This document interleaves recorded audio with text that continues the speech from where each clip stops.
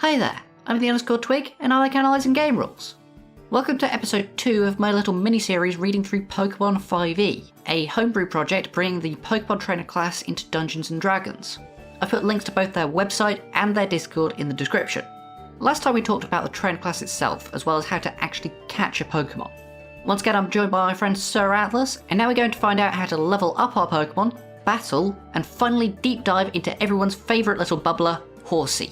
Let's get to it. Right. Next one was leveling. I mean, we can look at leveling if you want. I think we want to, just so that we understand how these Pokemon are operating, because, well, now we have 2 sets of level tracks to keep, track of. So when your Pokemon levels up, it gets various things. It looks like moves are at set levels for everything, so at 2, 6, 10, whatever. Mm-hmm. You also have sort of cantrip scaling, except it has a damage move increase at level 10, not level 11. I think Baldur's Gate 3 did that? Sorry, my curiosity got the better of me, and I just looked at the 2018 version for a single moment, and I see why there's a lot of blanks in this new sheet. Yes. Stab? Because they have stab. Stab in Pokemon is short for same type attack bonus. So if your Charmander is a fire type and it uses a fire type move, it does extra damage. In other Pokemon games, that is 50% extra damage, but in this, it is just a flat bonus that scales with your level, at least in the 2018 version. Yes. I wonder if stab is still here, or if it's just gone entirely. I think this level list is actually fine. Interested in how ASIs work. The ASIs have a whole system to them. Oh, do they? Ooh, yes, they do. Yeah. Ooh. Okay, here's another one to explain to all of the people who don't know how Pokemon works. Pokemon evolve. It's kind of one of the main things in Pokemon. When you give your Pikachu a Thunderstone, it evolves into a Raichu. What this here is saying is that Pokemon who don't evolve get more stats from their ASIs. I'm very curious as to why that is. Damage increases, I assume, is just cantrip scaling. Yeah, that looks like it's baked into the moves, so we don't even need to read anything. Yeah. And then peak power is it's kind of like a barbarian capstone, but worse. Fine. Okay. Sure. Okay. Oh, they have rules for evolution. Evolution. Keeps current ability scores, gains points to distribute towards any of those scores. Okay, so this is why single stage Pokemon get more stats from leveling up, because Pokemon that evolve get additional stats from evolving. That makes more sense. Okay, I understand why they've done it now. Gains an HP bonus of double its level. Does that mean that if you delay evolution, you get more HP bonus? I don't know. I mean, I assume that the HP then scales at that rate, so I think it would just be the same, but maybe I'm wrong. Don't know. Additionally, the Pokemon's existing hit dice become that of the evolved form. Okay, sure. I was worried that you were going to have to keep track of hit dice like you do with a multi-class, where, I don't know, Fighter Sorcerer has D10 hit dice and D6 hit dice. I was worried that we were going to have to deal with that, but no, we don't. That's good. Shall we finally look at how combat works? Yes, we've gone through everything. Let's finally learn how combat works. Combat rules are the same as in D&D 5e with the following extensions. Start a battle, you make 1 initiative roll for each of your Pokemon in battle. So you can have multiple Pokemon in battle. Your trainer turn happens concurrently with the first Pokemon in initiative order. Trainer's turn is spent either issuing commands or using items or interacting with the environment. As an action, a trainer may issue up to 2 commands and only a single command per Pokemon. So even if you have, like, 5 Pokemon out, you could still only use 2? So at most, you have double battles. Yes. So what else do we have? Trainer may also use their bonus action to issue up to 2 commands for moves with a move time of 1 bonus action. 1 move per Pokemon. Ooh. What's going to have a bonus action? Is that going to be like quick attack? I assume. Does that mean that you can quick attack and then tackle? Potentially. That has the potential to be very strong, depending on how the bonus action moves play out. I assume that most bonus action moves are probably not going to be too strong, but it is still an equivalent to, like, dual wielding. And I can't imagine that there's many other uses for your bonus action. Yeah. If I had to guess, you're probably going to see, like, D4 cantrip scaling on those moves. Yeah, probably. Each of you and your Pokemon have 1 reaction. So I didn't see a single use for your reaction on the Pokemon Trainer class. What do you mean? You have, what was it? Shadow or Sabotage? Oh, right, yes, the grunt. the Grunt had Sabotage, you're right.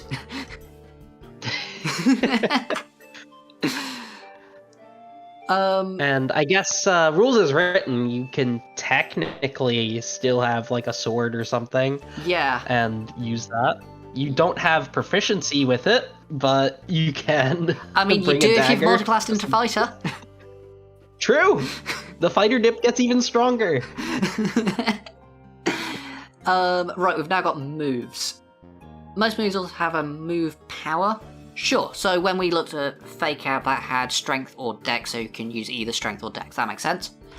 I wonder if there's going to be things that use, like, Charisma and stuff. Probably. Probably, like Psychic. Yeah. Psychic might be Intelligence. But yeah, okay. Yeah. Then it explains how attack rolls work. Damage bonus is move power mod plus stab. Okay. Welcome back, Stab. Hello, Stab. So, Stab, same type attack bonus. When a Pokemon uses a move of its own type, it gets a stab bonus added to the damage rolls. When stab applies, it is equal to the modifier of the move's move power. Okay, so you double the ability score bonus. Yes. So if Fake Out was using strength and you were a normal type, so you had stab, you would add twice your strength to the damage. That is fine. That is not the worst way that they could have done stab. I think they should have just made it proficiency bonus. I think that would have made it even easier to understand, because the way they phrase it here is they're saying add it twice without saying add it twice. They are, yeah. Proficiency bonus would be better, but this is fine. Actually, we've not explained how PP works. PP is kind of like the number of times that you can use a move before you go to a Pokemon Center. I assume that PP is per long rest? Yeah, PP is long rest or by using an item such as an ether. That makes sense. Right, we've got an example of a move, Vivian, using Bug Buzz. Our save DC is exactly how save DC works. Damage is 3d10 level plus 3 dex mod plus 3 stab. Okay, sure. Yeah, so because we're level 14, Bug Buzz improves to 3d10 at 10. Yes, okay. That seems low damage. Yeah, how much people... Well, I mean, it is Bug Buzz, which is not, Bug Buzz from what I recall, very... Bug Buzz has like 80 power or something, doesn't it? I see what's going on. Bug Buzz is a 20-foot radius. Oh, right, okay, that makes more sense. It is an AoE move. Okay, sure. It only has 3 PP, though. That's low. That is low. It has 10 in game. Okay, so they've messed around with PP a lot. That's interesting. Is this going to be balanced around, like, 1 encounter days or something? Like, what's going on here? Yeah. Let's have a look at some other random moves. I'm going to look at agility first. 15 PP. Huh. and it is concentration for a minute. For plus 20-foot speed. Applicable to any movement type the creature has. Which is somehow better worded It is. than It is somehow base D&D. They solved speed, but not moves. Oh my god. Right. Let's have a look at like a fairly standard ass move. Let's have a look at what's going to be a move that's fairly equivalent to bug bars. I don't know. Thunderbolt. Sure. Let's have a look at Thunderbolt. So Thunderbolt is instantaneous, range 60 feet. With the same damage roll of 19 or 20, it's paralyzed. This is also low damage. It is low damage. Higher PP though. Yeah. Okay, this is suddenly incredibly worrying that everything's going to be very low damage. I mean, well, damage is only as important as the health. True. So maybe the health has been... What are the health values on these Pokemon? True. Okay, we need to look at HP levels when we finally get to Pokemon. Yeah. Oh, God. So goddamn much in here. Switch action is a trainer action. Sure, makes sense. Interestingly, I think that if you switch in a double battle, you then can't issue commands to your other Pokemon. That seems... I'm surprised that switching isn't a command. Yeah. This also makes that quick switch ability even stronger. It does. But it also means that you as the trainer have to get very, very close to make quick switch worthwhile. Yeah, true. When a trainer uses their reaction to switch out a fainted Pokemon, they may switch out any number of fainted Pokemon during that round. We know how most of the game rules work, I think. Is there anything else that we want to check? Contests, obviously. Veto. Okay, fine. Well, the last thing on the list of introductory pages is fainting, resting, and healing. So how about we go there? Okay. Sure. So, fainting, resting, and healing. When a Pokemon reaches 0 HP, it faints. Additionally, a downed and fainted Pokemon may stabilize in different ways, which it then doesn't list. Hang on, I just read ahead and spotted the next subheading. Yeah, well, we're gonna ignore that one. We're gonna read this. We're gonna read this first. Sure.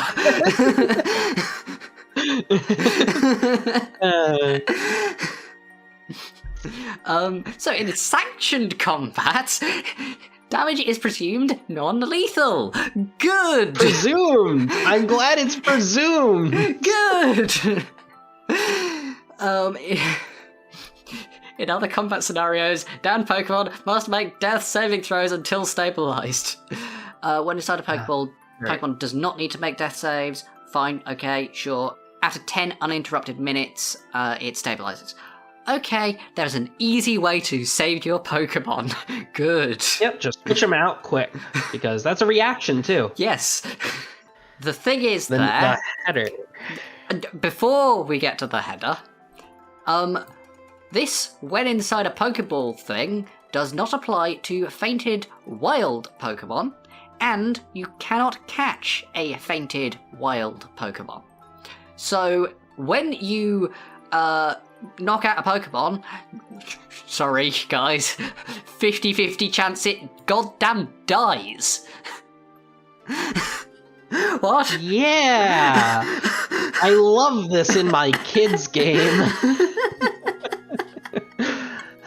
Look, I get that sometimes you want to explore more mature topics in the Pokemon world. Yeah. I personally made an entire homebrew setting that was inspired by the John Wick franchise. Mm-hmm. It was an entire region where, like, the Pokemon centers acted as like continentals, for those who don't know, for those who are familiar with John Wick, rather. And like that was interesting and fun for a time. Problem is, that is the exception and not the rule. Yes. This here is the rule, saying that Pokemon can just flat out die if you just faint them. There is no known way for a deceased Pokemon to be revived. Thanks! I think that if you want to have this, you should give it an optional tag. Yes, absolutely. And that's even assuming you should have it in the first place, which Yeah. you might not even. I think that this is something so basic that it is easy to homebrew in if you want. It shouldn't be in the base system at all. Yeah. So, what do we want to look at next, I think? Is there anything else in this list that we are interested in immediately? Scrolling through it. The one that two things that immediately catch my eye are legendary boss battles and natures. I think I Yes. want to start with natures because they did mention that. And Yes, they did indeed mention natures. Let's quickly look at this. I don't like this. Yeah. It's just a +1, -1 to stats. There's no need for this. No, for those unfamiliar with the Pokemon games, one of the ways that they try and make every single Pokemon feel unique is they give every single Pokemon a nature. And those increase one of its stats, decrease one of its stats. There's various other things that they do to make Pokemon feel unique. I am going to point out that there has been no mention of EVs or IVs, which is good. But yeah, so this is a game thing that doesn't need to be here.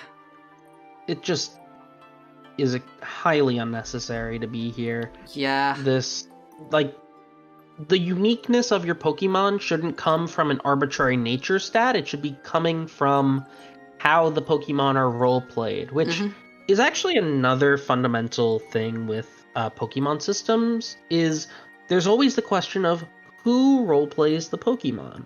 True. Are the Pokemon NPCs that the players are interacting with? Or are your Pokemon an extension of your player character that you are kind of just role-playing amongst yourself whenever you're interacting between trainer and Pokemon? Yeah, very true. If they are NPCs, that's a hell of a lot of NPCs that your DM has to keep track of. Because let's say that you're all level 1 players. We were talking earlier about a party of 3 is standard for the Pokemon anime. So you're 3 level 1 players. You can have up to, I think it was up to 3 Pokemon each. That's immediately 9 NPCs that the DM would have to have following you around. That's a lot of NPCs. Yeah, that is a lot of hats the DM has to wear at any given time. And let's take that even further when we get to the D&D standard party of 4 with a level 26 Pokemon each. That's 24 Pokemon that the DM now has to roleplay, remember the personalities of, and interact with the players respectively with. Yeah, that's. This is one of the problems with Pokemon. There are too many Pokemon. Yeah. And they have it right at the lower levels. I honestly wonder if you should just have the number of Poke slots at each level. I'm actually thinking of. quite possibly you just slash it in half. Because, sure, it's not game accurate. Sure, you can't have as many Pokemon around. But it's so much less that you need to deal with. Yeah, and then this is also, mind you, this is just the active Pokemon that you have at any given time. Yeah. Throughout the campaign, you will be catching Pokemon. And as you do, the number of Pokemon that the GM has to roleplay, if the GM roleplays them, just will increase exponentially. Yep. And what happens if you catch multiple of the same species of Pokemon? What happens if I have 4 Diaries? Is my DM meant to remember the personality of each different Baneri? Obviously. You have to name. It's up to you to name them so that the DM knows the difference between them. Or, alternatively, they're all controlled by the players, in which case interaction between trainer and Pokemon is just kind of boring, which is a shame because interaction between humans and Pokemon is the core of what makes Pokemon Pokemon. Yeah, the idea of having a pet is why Pokemon is successful. It is, before being a battle simulator or a JRPG or anything else, it is a pet simulator. And they have gone to great lengths in later generations of Pokemon to make it more and more and more a pet simulator. In most of the recent games, you can make curry with your Pokemon, or clean them, or stuff like that. Play catch with them. It's really, really important to the identity of Pokemon that you are having fun with them and playing with them. Right, do we want to look at Pokemon? I think now is the time to finally look at the Pokemon in this Pokemon system, yes. Cool. So, I had a short list of some Pokemon that I wanted to look at. Sure. So, the two that I was most into was Horsea and Routes evolving through Gallade. The reasons for those. Horsea gets a ton of very interesting status moves. It gets Smokescreen, it gets Dragon Dance, it gets a Twister, which is a flinch move, and it also has several different water-type special attacks, so we can track through, do the higher level ones do more damage. Additionally, it has 3 very interesting abilities that I'm not sure how they're going to have adapted in Swift Swim, Sniper, and Damp. And when it eventually evolves into Kingdra, that is a trade evolution. Ooh. How the hell are trade evolutions going to work? That is a good question. So, the other one that I wanted to look at was Routes, evolving through Gallade. Routes itself, I'm not especially interested in. It's going to have Psychic and stuff, which could be interesting in terms of which abilities they key off of, but Gallade in particular has a enormous learn set. It learns all sorts of weird stuff. It'll have Swords Dance, it gets Quick Guard and Wide Guard, it gets several different slashing moves like Leaf Blades, Secret Sword, and it also has an ability that I'm very interested in. 3 abilities that I'm very interested in. It has Sharpness, Steadfast, and Justified. I see. So, which one would you like to start with? I would like to start with Horsea, I think. Sounds good. Okay, so Horsea. It's SR1 half. It's a mono water type, which is exactly as expected. Oh, we've got a little Pokedex entry here. Dragon Pokemon, it senses any danger, will vigorously spray water or a special type of ink from its mouth. That's nice. So the DM doesn't. Perfect. The DM doesn't have to make that up. Great. I wonder if that's custom made or if it's from one of the games. I can only imagine it's from one of the games. Yeah. So, stats. AC 13, 16 HP. How's that come through? +0 con. D6 hit die, so... How does it get 16 HP? Unless that's just completely unrelated? I can only assume it's unrelated. Min level 1. Does HP increase with level? Let me double check that. Yeah, HP I think increased like normal. Yes, it does. Yeah, okay, cool. Yeah, it's hit dice plus con. Yeah. So, I think that hit points is just, its starting HP is 16. Yeah.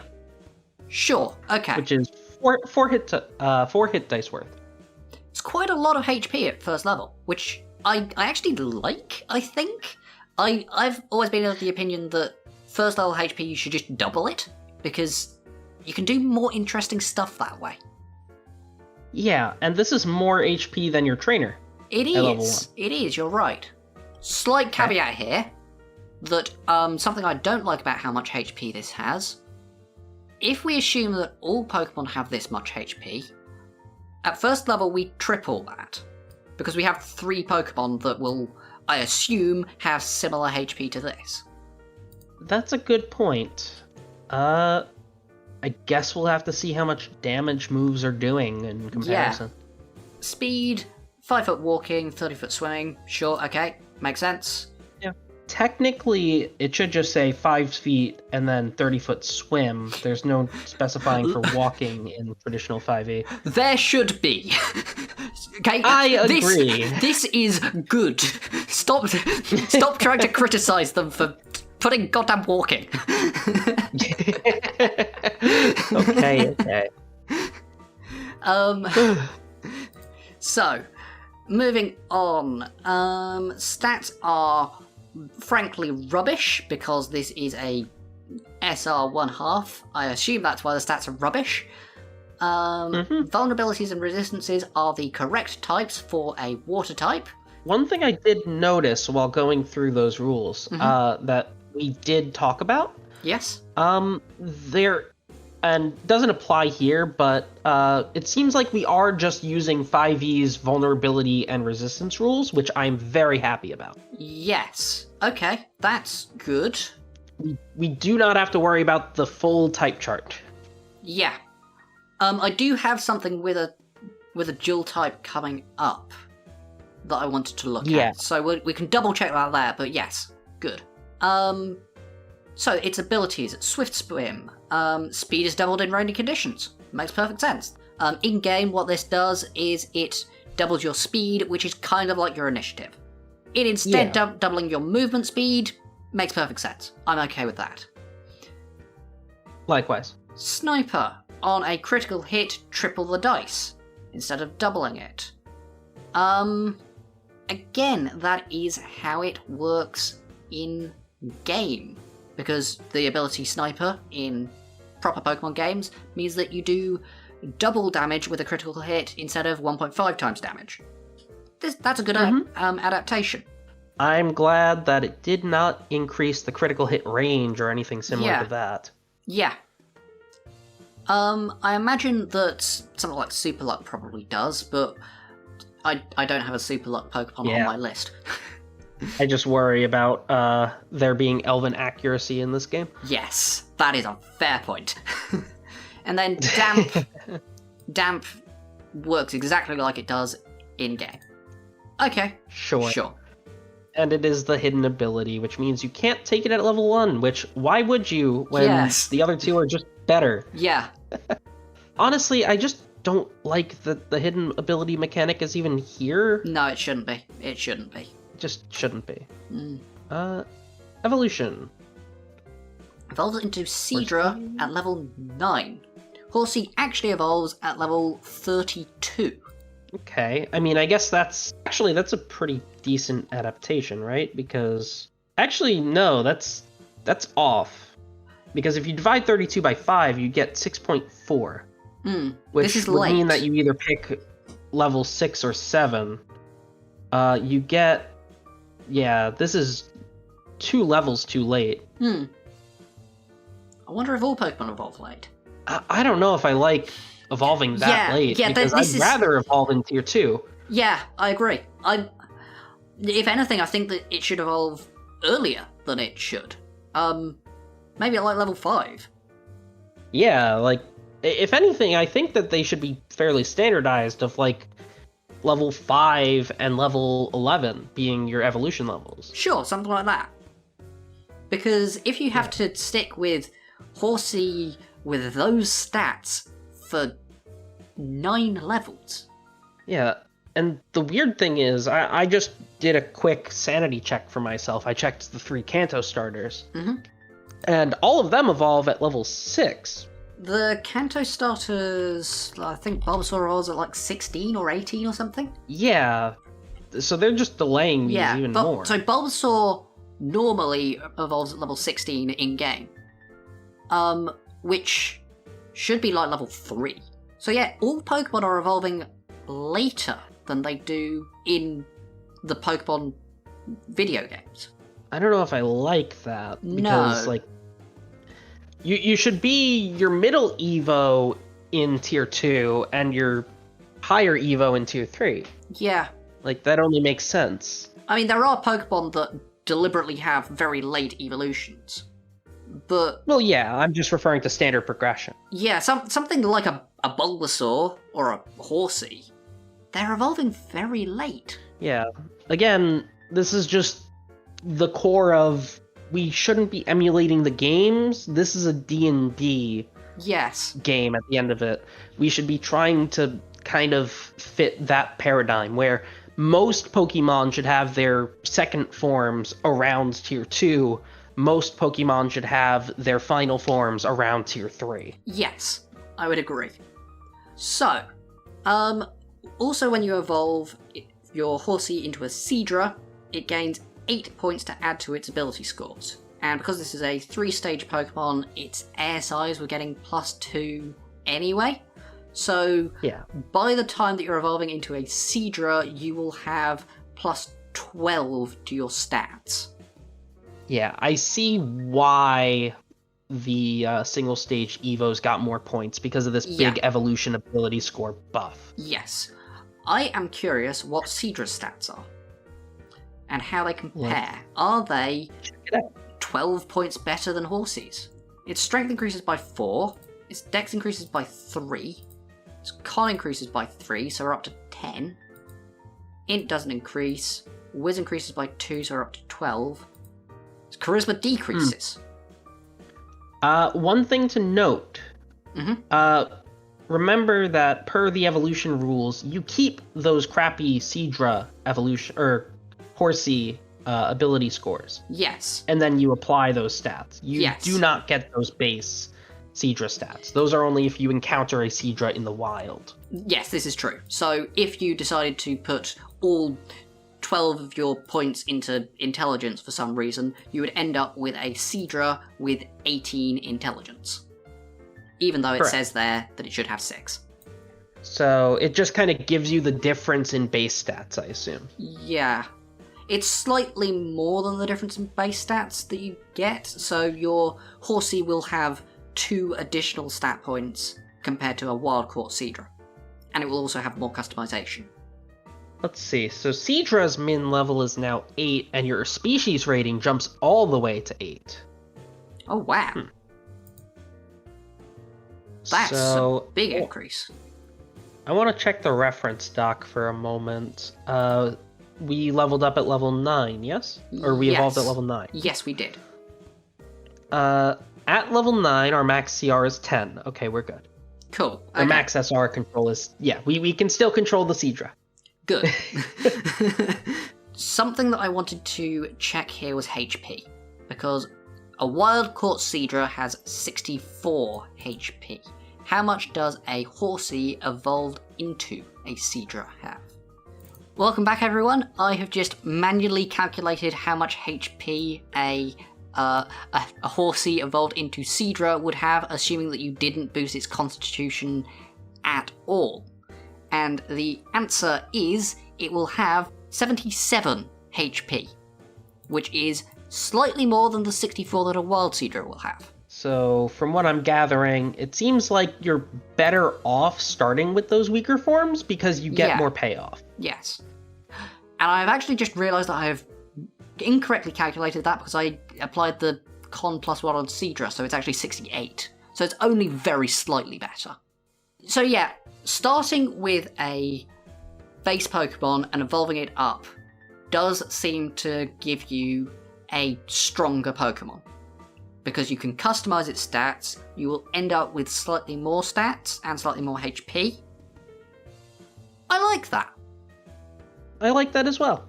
I think that promoting evolution and starting from small and working your way up is a way to, again, kind of emphasize that bond that trainers and Pokemon have. Yeah. Right, let's have a look at Horsea's moves. At level 1, a Horsea would have Bubble. And Bubble does 3 ranged attacks, doing 1d4 water damage on each successful hit. Ooh. Is that just a flat d4, or is that a d4 plus move? That is just d4. Yeah, because they specify plus move if you do, Okay. Yeah, so like... Oh, but due to absorb, you do add your ability. Yeah. So, actually, wait, this is really strong. Wait, this is just... Wait, like... yeah, that's 1d4 plus dex on 4 attacks. On 3 attacks. Sorry, 3 attacks. That's... wow. That's 3 dagger attacks. Okay, so, that's insane at low levels. Yeah, that's... I mean, your dex is +2. That's fair, but, like, honestly, I could even see taking this all the way up. Yeah, potentially. Like, at level 5 it becomes a d8, so now it's 3 rapier attacks. Mm-hmm. At level 10, it's 3 greatsword attacks. Yeah. So Bubble looks kind of insane. What? Yeah, that looks pretty solid for a move. That's Yeah. like so weird. Just because of how stab works. Uh-huh. Interesting. Like if you don't have stab, this move is really bad. But stab carries it really hard. Yes. Well then, next up, it learns Smokescreen. I think that was at level 2. So, oh god, that's a lot of text. 1 minute concentration, a line of smoke, 60 feet long and 5 feet wide. Area on either side is obscured and imposes disadvantage on any ranged attack. So it is a literal wall. It is a wall spell at level 1. At level 2. However, Right. obscurement gives advantage and disadvantage, so the ranged attack having disadvantage doesn't do anything. It's still at neutral. They also don't specify which level of obscurement. They just say it's obscured. True. So maybe it's Which only means lightly obscured. maybe that's flavor text. Yeah, possibly. Possibly. Okay. So maybe it does impose disadvantage. Huh. Any creature inside the wall of smoke when it is conjured must make a con save, or become blinded for the duration. Ooh, so this is also blindness, deafness on top of that. Yeah, for a minute AoE. concentration. AoE. Mm-hmm. Line blindness, deafness with wind wall at level 2. Yeah. That's insane. The thing to note here, though, is that the move power for this is your constitution, and Horsea's is a flat 10. So most people will be passing that save. True. That is a fair point. Though there are other Pokemon that can learn this move, who probably have better con than Horsea. Yeah? Like, imagine this move coming off a Skuntank. Yeah, what's Skuntank's con? +4. Skuntank has +4 con. Yeah, okay. Next up is Leah, also at level 2. Target must make a whiz save against your move DC.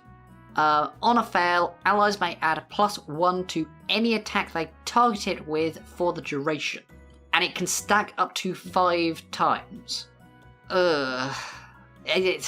This is kind of how the move works in the Pokemon video games, but I don't particularly like how they've implemented it here.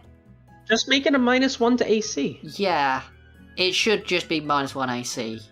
I still think that an action cast, like imagine this as a spell. Mm-hmm. This would be crazy. Actually, would it be that crazy? I don't think it would be that crazy, because Yeah, this the whiz save do nothing. This is not as good as the help action. Next up for Horsea, at level 6, it gets Water Gun. 1d6 plus move water damage on a hit. That is worse than Bubble. At level 6, yeah, this is worse than Bubble, because 3 attacks with Stab is better than 1 attack with 1d6 plus move. Yeah, with double stab. Technically move twice, yeah. Yeah, that's worse than Bubble. So we are not using Water Gun. Twister is the other move that they learn at this level, which is 1d6 plus move dragon damage. And if the natural attack roll is 16 or higher, the target flinches, which means that it has disadvantage on like everything for 1 turn. Yeah. Yep. Or if you're a grunt, they get stunned. Oh, true. But only if you're level 15. Right. So, interesting thing here is that they've put the secondary effect on the natural attack roll. I do prefer this to having a separate flinch chance. Yes? Does this still work even if the attack misses? That's a good question. I think it does. Because, like, if I roll a 16 and my Horsea only really has, like, what, a +4 to hit? If I'm fighting something with a 21 AC, I think it still flinches, but it takes no damage, which is weird. Yeah, I think that's how it works. I'm not sure if that's intended. Because, like, in the traditional Pokemon games, usually these effects just have a flat percentage chance of happening upon hitting, and hitting is automatic. Yes. But in D&D land, well, we have a chance to miss, which adds a little bit of complication. I wonder if these secondary effects should only land if they hit? Either way, I think that this is a fine move. It's not exactly stellar. Yeah, I mean, I at least prefer it. Do I prefer it to Water Gun? I mean, probably not just because of Stab, but the flinch chance is nice. Yeah, it's got, I think it had a better range than Water Gun. Yeah, Water Gun's 40 feet, Twister is 80 feet. What's the range of Bubble? 60 feet. So Bubble also has a better range than Water Gun. Why ever run Water Gun? I don't know. Okay, our next move at level 10 is Bubble Beam. This should be upgraded Bubble. What it actually does is 1d10 plus move water damage on a hit, and it halves the target's speed on a 19 or 20. I think I still prefer Bubble. Let's see. So you're level 10. Yes. What's Bubble doing at level 10? Bubble is doing 2d6 at level 10, and then plus move because of Stab. Yes, and at this level, we have maxed out our dex because we've we've had so many ASIs and we've evolved. Also, to clarify, our Bubble Beam is actually not 1d10 plus move, it's 5d4 plus move. Oh, right, you are correct. I'm going to go away and do some damage calculations. So, welcome back from my damage calculations. I have just done Bubble versus Bubble Beam, assuming that at level 10 we've got 20 dex, because we've had 2 sets of ASIs and the +8 from evolving into Seadra. Yeah, I haven't heard these numbers yet either, so I'm so ready for this. So, I'm going to start with Bubble Beam. This is doing 5d4 plus 2 times our dex. Just off the top of your head, estimate how much that's going to be. 5d4 plus 2 times our dex, 20 or so points of damage? You have overestimated it. It is 14 points of damage after rounding. Ooh. So, on the other hand, we have Bubble, which does 2d6 plus 5 damage 3 times. What's your estimate here? You know what? I'm just going to shoot the same shot and say 20. You have underestimated it. It is 23 after rounding. Bubble does over 50% more than Bubble Beam. What on earth? Yeah. What on earth? Stab is very powerful in this game. Oh my god. I think that it's only very powerful because this is doing multiple hits. Oh, of course. This is basically the same effect as adding Conjure Minor Elementals to something like Scorching Ray. Yeah, absolutely. You don't even have to put all of these hits into the same target. You can split them up. Yeah. Bubble is freaking good. If you are a water type. If you are a water type. If you're not a water type, it's rubbish. My god. I'm looking up Bullet Seed. Oh no. Oh no. Bullet Seed in the game is an attack that actually does multiple hits. Bubble shouldn't do multiple hits if it was going game accurate. So, Bullet Seed is Dex, 1 action, 15 foot, 15 PP, 30 foot. Make a ranged attack roll doing 1d4 plus move grass damage on a hit. After successfully hitting a target, roll a d4. On 3 or 4, you immediately hit again for an additional 1d4 grass damage. Continue until you fail to roll a 3 or a 4, up to a maximum of 4 times. That's complicated. That's complicated, and also I'm not sure how that works with the at higher levels portion. Yes. I assume that you apply the at higher levels damage to the additional hits? Is it to both, or is it just to the... I assume it's to everything, because it doesn't say just the initial damage. It says the damage. That's fair. And I assume stab would also then get applied to those additional... Yeah, because they are each additional hits. It says you immediately hit again. It's not just an extra 1d4. Yeah. When a Pokemon uses a move with the same type as its own types, it gains a stab bonus added to damage rolls. Emphasis on the S at the end of roll. Rolls. Okay, so yeah, these are separate damage rolls. Okay. Which means that any multi-hit attacks are really good in this game. Yes. I'm going to go away and do some more maths on Bullet Seed now. Go for it. Okay, I am back from doing maths on Bullet Seed. Are you ready, Atlas? You know it. What do you think it's going to do, based on the fact that Bubble Beam did 14 damage? Bubble Beam did 14. Bubble did 23. This, I'm gonna say, given that you can have up to 4 additional hits, I'm going to say it is going to do anywhere from 25 to 30 damage. Okay, you're going for 25 to 30. Well, the thing that does this is that every single additional hit is a 50-50, and after one failure of that 50-50, it just stops. The actual average damage here is 17. Oh. Oh, wow. It's way lower. I guess that's just because the high roll is... Yeah, the high roll is really enormous. low. The high roll is Yeah. 102. That's absurd. It's got a standard deviation of, 18. Yeah. The standard deviation is higher than the average. What on earth? It is wildly inconsistent to actually Yes. hit. Yes.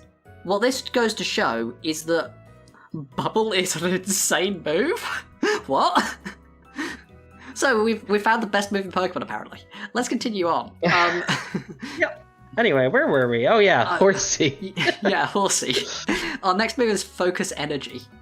Focus Energy is 1 minute concentration. Your critical range increases by 2 rolls. So you can crit on an 18. Man, if only you had a move that attacks 3 times. Yeah. And increase its critical hit range by 2? Are you going to make me do more maths on bloody Bubble?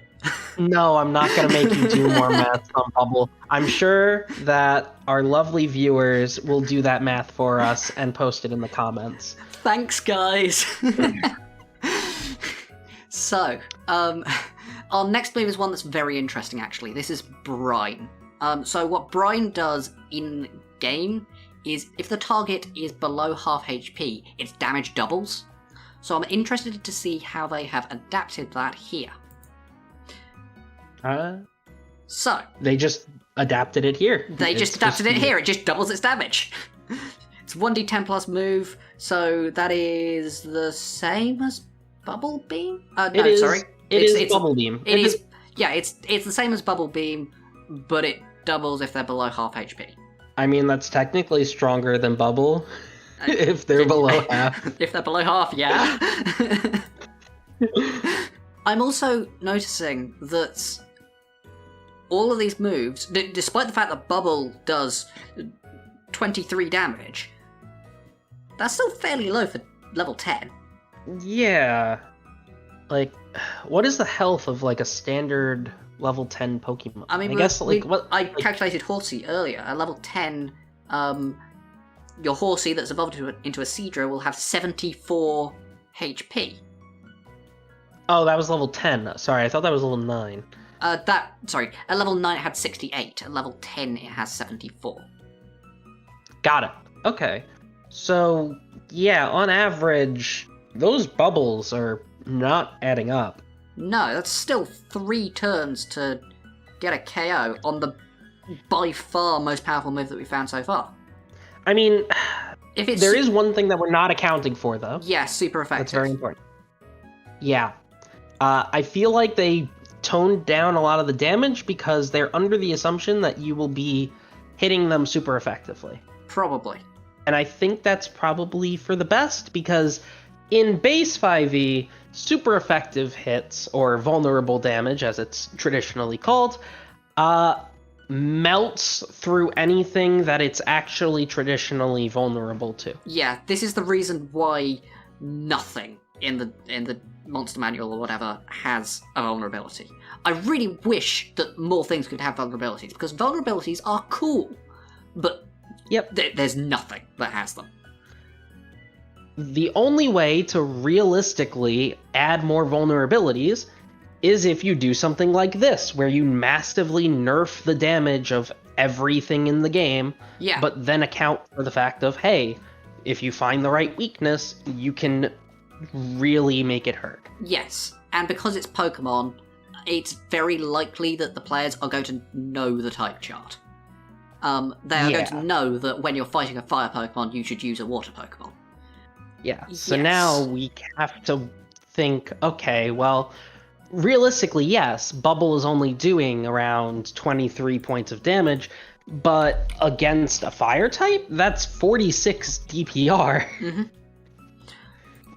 But then, if we're not using Bubble, we're using a normal move, like Bubble Beam, that's only doing, like, 28 damage on a hit. Yeah. So against a level 10 Pokemon, assuming it's got this 74 HP, that's still a 3-hit KO. So that still means that it's going to be quite a long fight. If we assume that you're up against a trainer who has, I don't know, 3 Pokemon though, suddenly we've got a 9-round fight on a 1v1. Yeah, that's where it gets a little annoying. This is looking slow. This is looking very slow. I feel like damage needs to be increased, and maybe Bubble needs to be toned down a little. I don't know why it's 3 attacks. Sorry, the fact that it's goddamn Bubble is the most powerful thing in the world.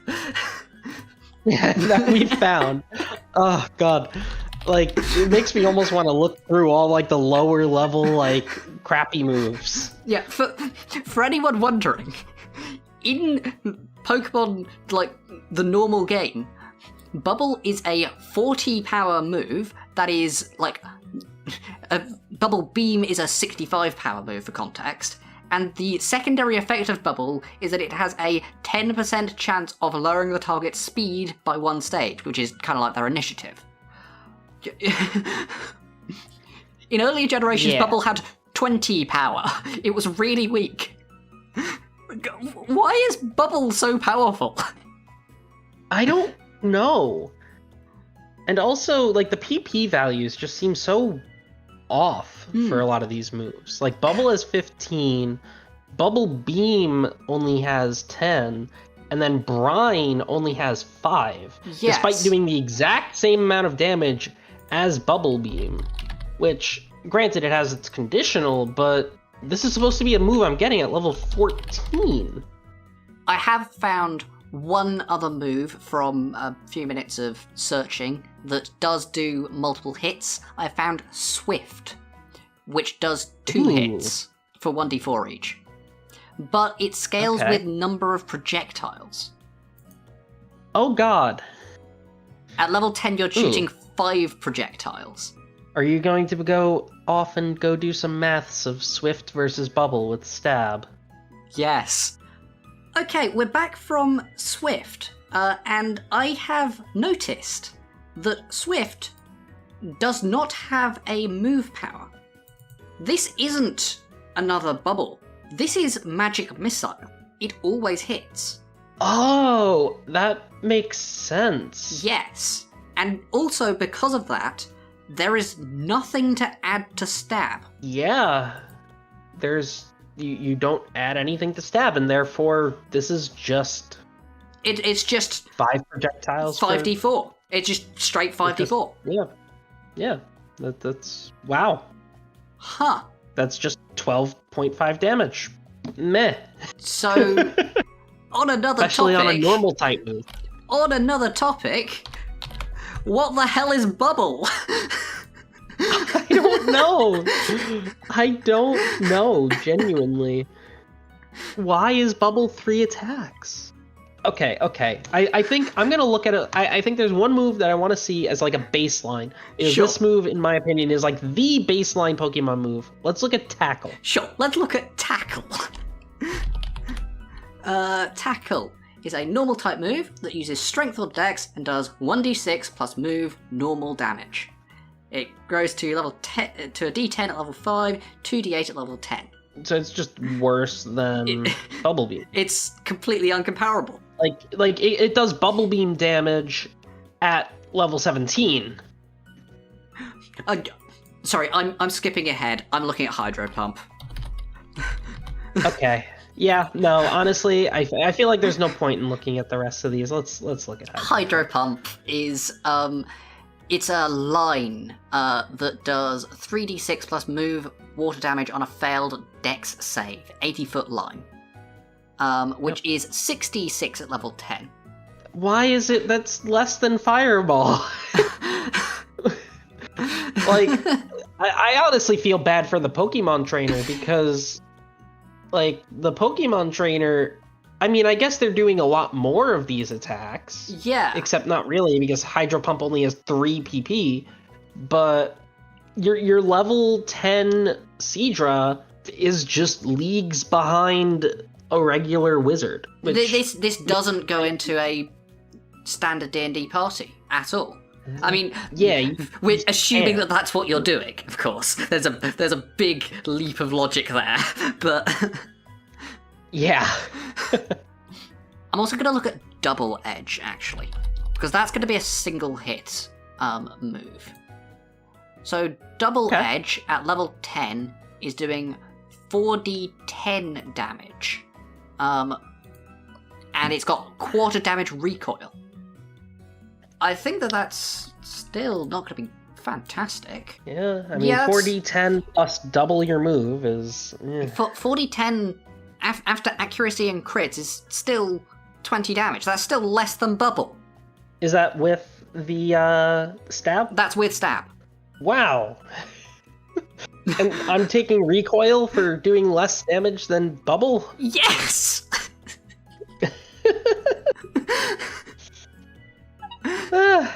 I guess our major takeaway from this is that Bubble, of all moves, needs a nerf. I promise everyone, this was not planned. We did not think that the first movie we're going to look at was going to be the greatest thing in existence. Yeah. Like, what the hell? Okay, let's see. What else is there? Dragon Pulse, Horsea learns? Dragon Pulse is 2d6 plus move damage. It's nothing. 4d6, nothing. It's not Bubble. Next. Dragon Dance. Double your proficiency bonus when making an attack. Interesting. Buff your Bubble. For a minute. For a minute, yeah. Damn. That's actually really good. Hang on, what does that do to Bubble? Let's say Oh, that no. let's say that we're still level 10. We're still level 10, so we're improving our 2 hit from 60% up to 80%. What is our Bubble looking like now? Our Bubble is now doing 30 damage. Ouch! Oh my good 30 god. DPR at level 10. That's like... How is that relative to an actual D&D character? At level 10. Good question. So, if we compare that to a basic rogue doing 1 true strike with a heavy crossbow and the archery fighting style, at Rogue 9 Fighter 1, they are doing 31 damage. So, Bubble is on par with Baseline. with baseline. Bubble is on par with baseline. Everything else is way below. I wonder how many people worked on this. Was it just one guy? I don't know. I can't imagine it was just one guy, because there's so much stuff. Like, it says Aurora Tide on the bottom of the screen here. But Yeah. that can't just be the only person who's worked on this. Maybe, yeah, like, they made the website. I don't think they made the entire, like, the original PDFs or anything like that. Right, I'm going to say that we've had our fun with Horsea and Bubble. I agree. Let's move on to maybe its final evolution. Yeah, how does it evolve into Kingdra? So in-game, the way that Seadra evolves into Kingdra is you give it a dragon scale, I think, and then trade it. It looks like here, Seadra evolves at level 14 when you use a dragon scale. Okay. Okay. So I'm cool with that. Yeah, fine. Trade evolutions don't exist. Absolutely okay with that. That's the best solution, because the alternative option is I give you my Pokemon for 5 seconds and then you give it back to me. Yes, exactly. I am going to quickly look up Gengar, if I can spell it. Because Gengar is a trade evolution that doesn't do anything else. And Gengar is also just level 14. Excellent work, guys. Fantastic job. Well done. 10 out of 10. Yes. So, yeah, Bubble is apparently the greatest thing ever. That's the end of part 2, though. Part 3 will come out on Friday, and we'll look through a couple more Pokemon, including Gallade and Zygarde. And then we'll actually build a trainer from scratch. That's already up on my Patreon, by the way, where you can also watch pro wrestling matches between Machamp and Hariyama.